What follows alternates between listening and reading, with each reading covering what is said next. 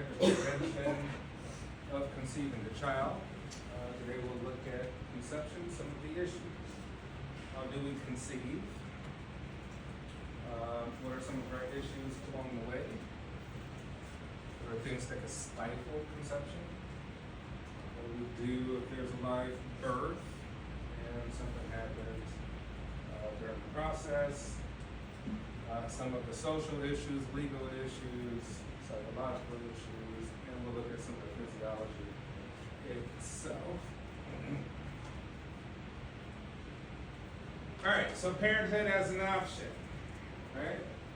We live in a time where we have great options, great alternatives, whether to conceive a child or not, right? Some advantages we could think of: remaining child-free, who here has no plans on ever having a child? Who here wants children at some point in their lives? Okay, right? A host of reasons why someone may not want a child. More time for self and partner. My children are pretty young. My daughter will be 3 tomorrow. My son is 4, so obviously I waited a lot of time, probably more time for myself, to do a host of things.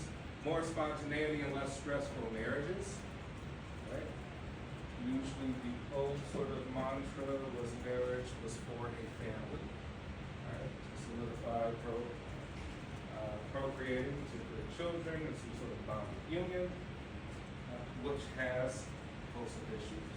Marriage is very stressful. More than 50% of marriages end. When we look at second marriages, the percentage is even higher. So marriage can be very stressful. More financial resources and devotion to career. Kids are expensive. Right? You probably don't understand how expensive they are until you have them. You think of daycares. My daycare is paying for both kids at one point in time was $3,500 a month. Pretty close to $4,000 a month for 2 children. Right? So you think of what kind of home would that mortgage be, $4,000? You probably have your $600,000 home. Right? Huge. Very expensive. Okay, advantages of having children. Children give and receive love, right? In some philosophical way, our ultimate purpose of sort of evoking our ego is to replicate with a child, right? We're giving us at least half of our genetic material so that we can see parts of ourselves into another creation, right? Children give and receive love, enhance love between couples. Children, in most instances, do bond people in a unique way, share responsibility of a shared creation. Build self-esteem in the sense of accomplishment. Usually if you meet people with kids, they always talk about them, they always want to show you their pictures, like, look at my kid, look what he did. Pretty sure your parents do the same thing. For you all, greater meaning and life satisfaction, right? Inevitably speaking, right, from our base level, we need food, water, and sex on an unconscious level. Food to live, water to survive, and sex to procreate. Anything above that is conscious decisions. We're saying there's a society, there's things that don't happen to you. There's ways I could do things. But on an unconscious level, we have natural drives. Becoming pregnant, enhancing the possibility of conception. Do me a favor, somebody, a few of you, Google the amount of sperm in one ejaculation, average. So let's see the numbers we get. So make sure you don't show your browsing history to get significant numbers. So we can see the miracle of life itself. 15 million, I heard. What else? Anybody come up with anything else? 15 to greater than 200 sperm per milliliter. Okay, a lot. right? You're the result of one sperm meeting one egg, right? During menstruation, during one cycle, there is one egg released out of either the fallopian tubes in the woman. They alternate. If you're the left fallopian tube, one left, if you're the right. In which case we see we have tens of millions of sperm trying to connect with that egg in the fallopian tube, in the top portion of the fallopian tube. But they can merge together, they can pierce the shell, combine with the egg to create a cell, in which case the cells will begin to reproduce, and now you have what we call a zygote. Okay? In essence, you could say now you have conception. You have cells beginning to replicate to create a human being. Right? In which case we'll take 23 chromosomes of mom, 23 chromosomes of dad, so 23 chromosomes. We're going to inject the sperm in the egg, connected into the uterine lining, and you'll begin to create and fester the environment for producing a fetus.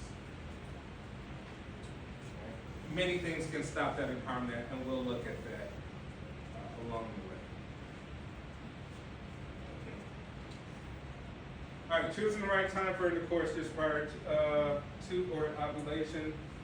Ovulation typically occurs about 2 weeks before your period.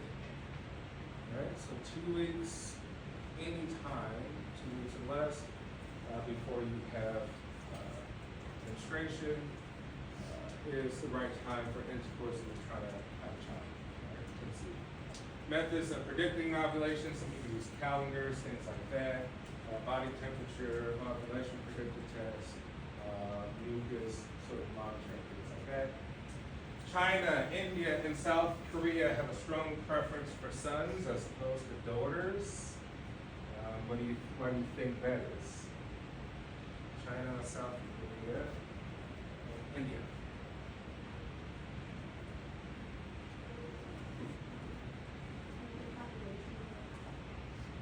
Right, you say one could say, hey, these are some of the highest rates of population, particularly India and China. We're looking at 2 billion, and maybe about 1.6 billion for India. And maybe there's an inclination towards a male-dominated hierarchical society, right, in order to produce things necessary for the economy within those countries. Right? Selective female fetus abortion is common, and that's led to an imbalance. China used to have a one-child policy at some point. I think they used to make exceptions if the second child was a boy. If the second child was a girl, you would typically have a forced governmental abortion. Right? Infertility, impact on sexual relationships. We say infertile. Infertility can happen for both male and female. Right? For the male, typically infertility could be genetic reasons, maybe physiological reasons. A lot of times it may be because of what we'll describe as kind of varicose veins on the testes.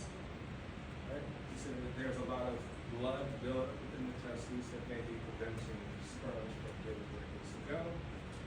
For women, it could be issues with hormones.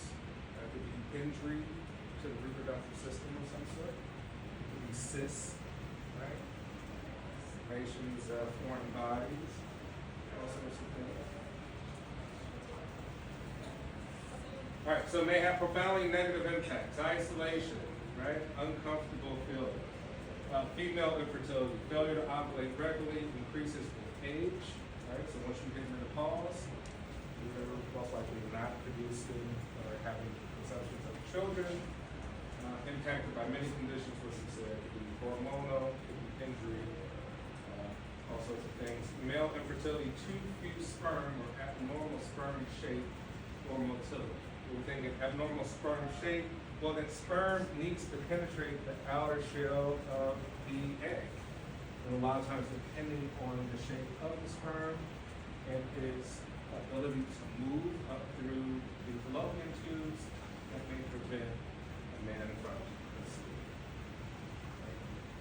And when we say varicosely damage, which is really varicose veins to the testicles, too much blood buildup in the testicles. As you would see varicose veins on someone's calf. All right, various alternatives have been developed to cope with infertility. Artificial insemination. All right, surrogacy. What's surrogacy?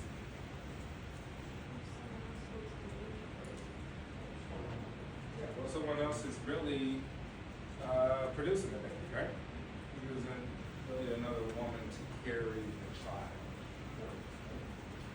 A lot of issues. You'll see some financial, legal ones.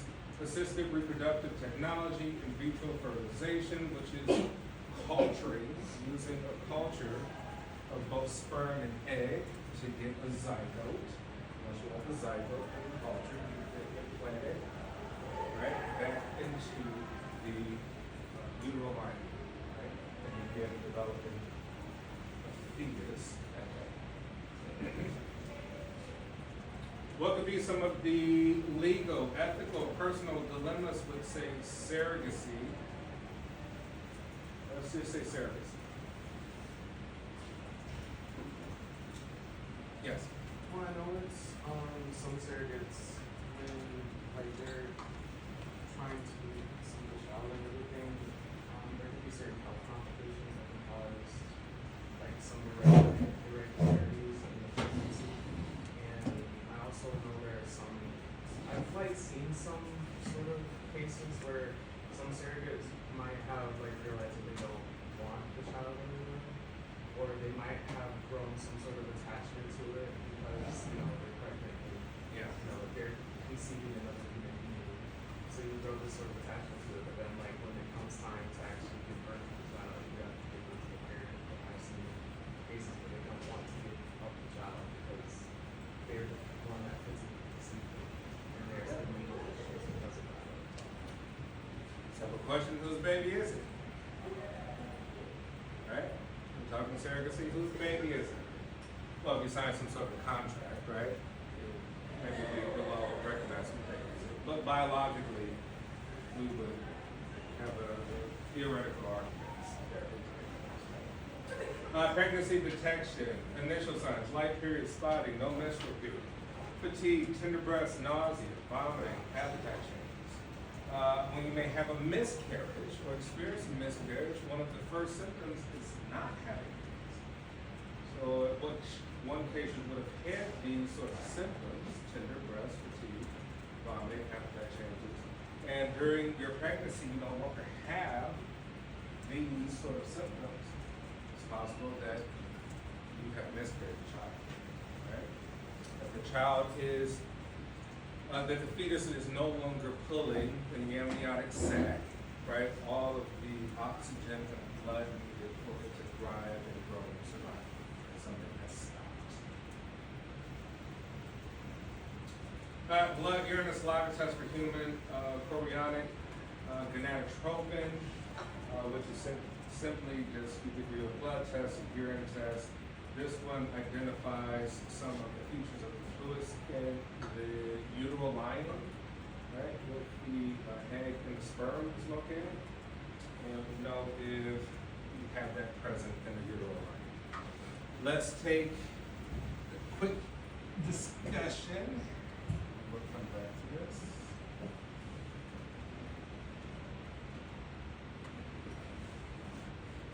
We'll talk about abortion for our last few minutes.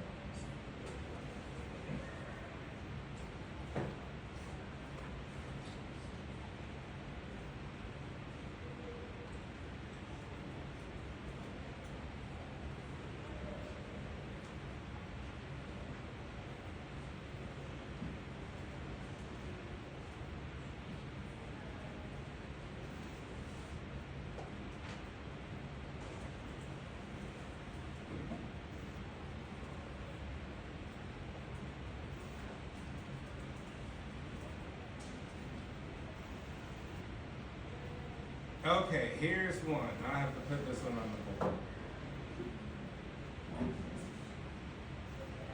This one has a few questions.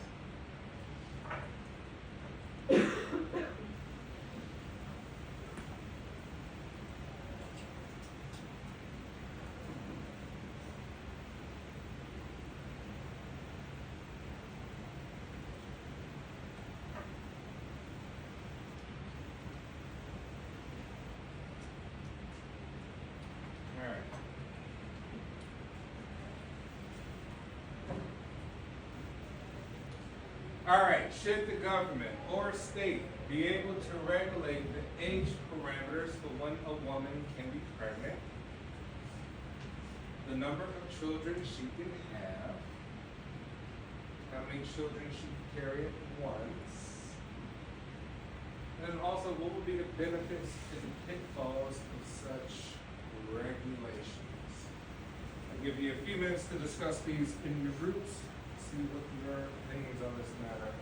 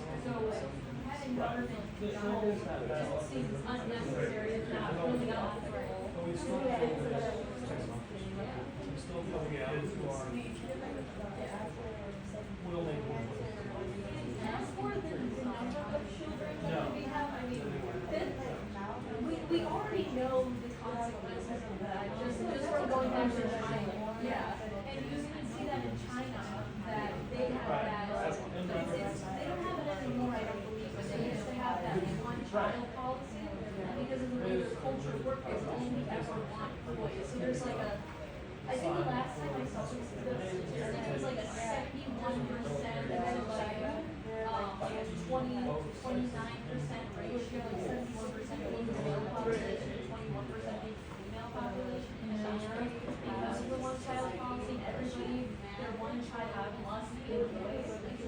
And so, and that's also a thing that happens, I guess I would say that our government and specifically our economy is without really intentionally what you see is that as societies become more industrialized and when we start to have more equal rights and living expenses become more expensive, people naturally have less children. So if the government really wanted to control the number of children people can have, or the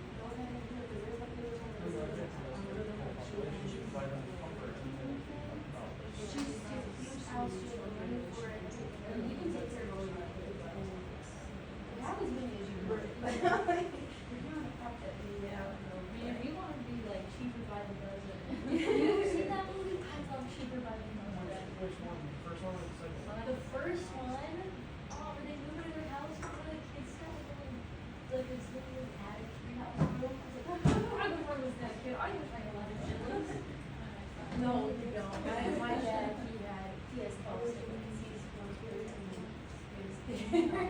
I think the older generations have. I'm the youngest out of 11. That's how it is. That's, yeah. I'm the Your baby. guys' generation just had a bunch of kids. Like, I don't know if it was so much more affordable, and a lot of people lived in the country were having more children. Or there were no things to like, for prevention. There were too many options to prevent having kids. Yeah, and way back then, when the birth rate, or I guess I should say the live birth rate, or the word they use, or the amount of people that actually, or the amount of children that actually survive the pregnancy used to be a lot lower, so having for more children actually, like, it balanced each other out. So, because that child wasn't as likely to reach the age of independence. All right, let's see what we got. What did you all just come up with? Some of your opinions on this.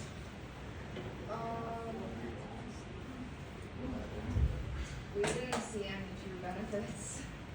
No benefits whatsoever. No, really, I Right. wouldn't be like established one. I don't So know. the alternative is let things naturally be, Yeah. but even with the age. No, what do we say about the age?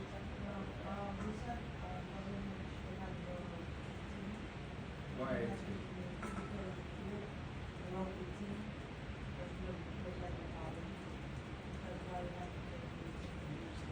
Well, then we have a problem against nature, right? We're essentially saying nature, you're wrong. You've given us puberty at 11, 12 years old, and the ability to produce children by 13 and start a family.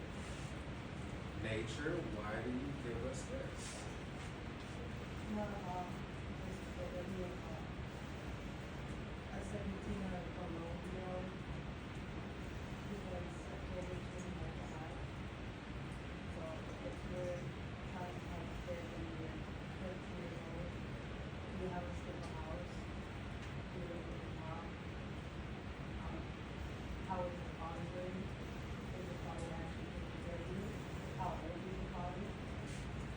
It's a good point.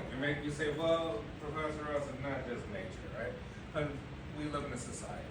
A society is complex. We have things, rules, we have structures, systems, processes, and you may need a certain mind state or mind frame in order to survive in that way, right?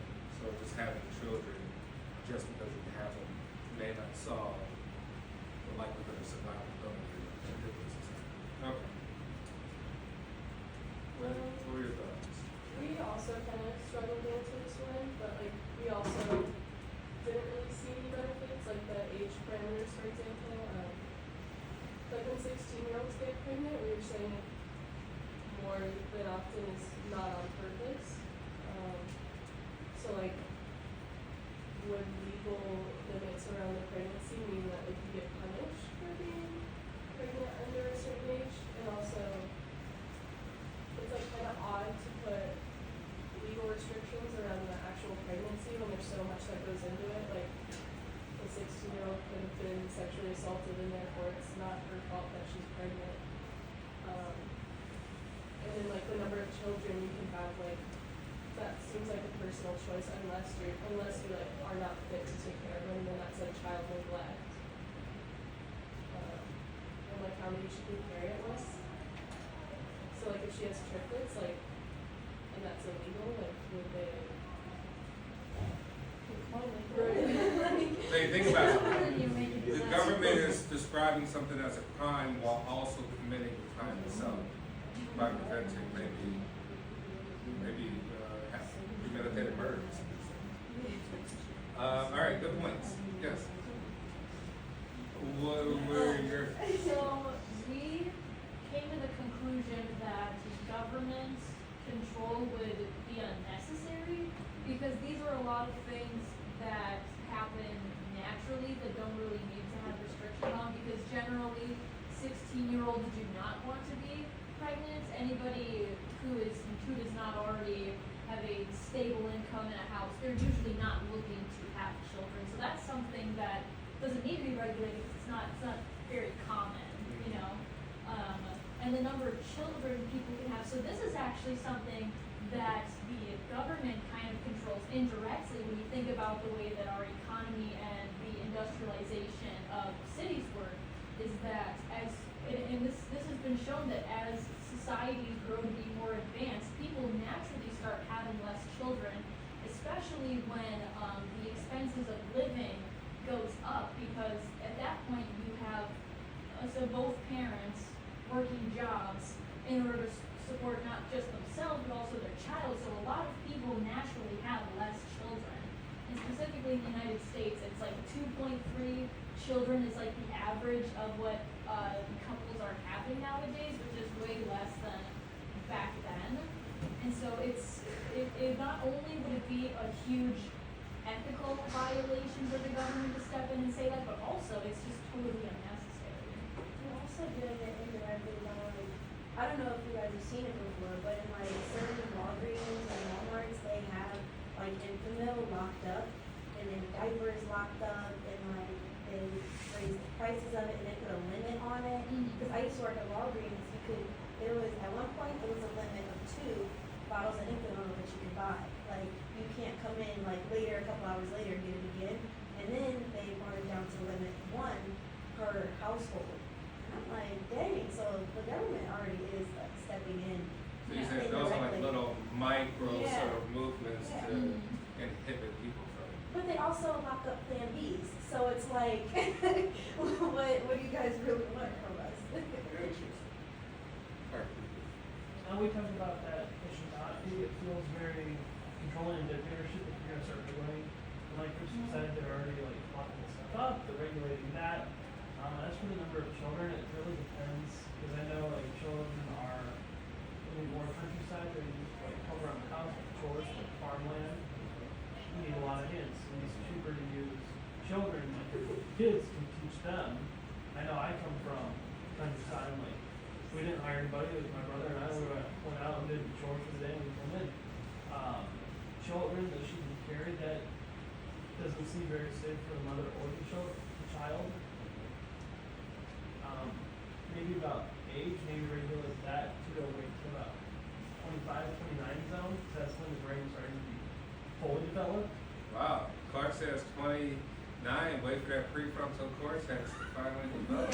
Well, you're still a child, technically, mentally, so you should at least wait till you are mentally. You're not making your best decisions. Correct. And that way, if the person wants, they can go out and enjoy life as they want. They can learn and mature enough. They can come to the conclusion, oh yes, I like my kid now. Here's smart ways to go about it. Here's how I can take care of myself. And around 28, 29, most adults already have stable income, stable budgeting, stable lifestyle where they can support a family and support a child. What's your argument against nature giving us puberty at such an early age and the ability to procreate at such an early age? That's when the body starts recommending that it's time to mature. It could just be a evolutionary fact back in the day when people needed to create quickly. But now that we're in a society where everything is regulated, automatic. We can get the resources elsewhere instead of, Yes. you know, you and your brother. Right, right. Because now you can go to the grocery store, you can buy meat, eggs, cheese. And back in the day, you had to go to farmland, kill the cow, get the eggs. No. Quickly, in the back. I mean, we kind of had the same perspective as other groups. It just feels kind of weird and inhuman to manipulate that type of thing, and also have like how many children someone can have, and how many they can carry at a time, since something kind of personal that seems really involving the government. I feel like it's kind of wrong for them to impose a certain belief system on a person. Gotcha. So it's a human rights issue. Quickly, before you leave, let's just see some stats on the abortion. So in China with the wine shape, what if they had triplets? Like, what if they're pregnant with triplets? They just killed 2 kids while they were in there? It's really, Yeah, it was what if they were all 3 boys? Well, then they would, the We have family some would stats probably really on fight for it, because if they could have 3 sons, they'd be like, yes, 3 sons. All right, elective abortion, right? Medical procedure performed to terminate pregnancy stats. 4 in 10 unplanned pregnancies in an elective abortion, right? So 40%. Approximately 24% of women will have an abortion by the age of 45. Worldwide, about 1 in 5 pregnancies end in abortion. 20% of all pregnancies end in abortion. Okay, that'll be it for today. I will see you next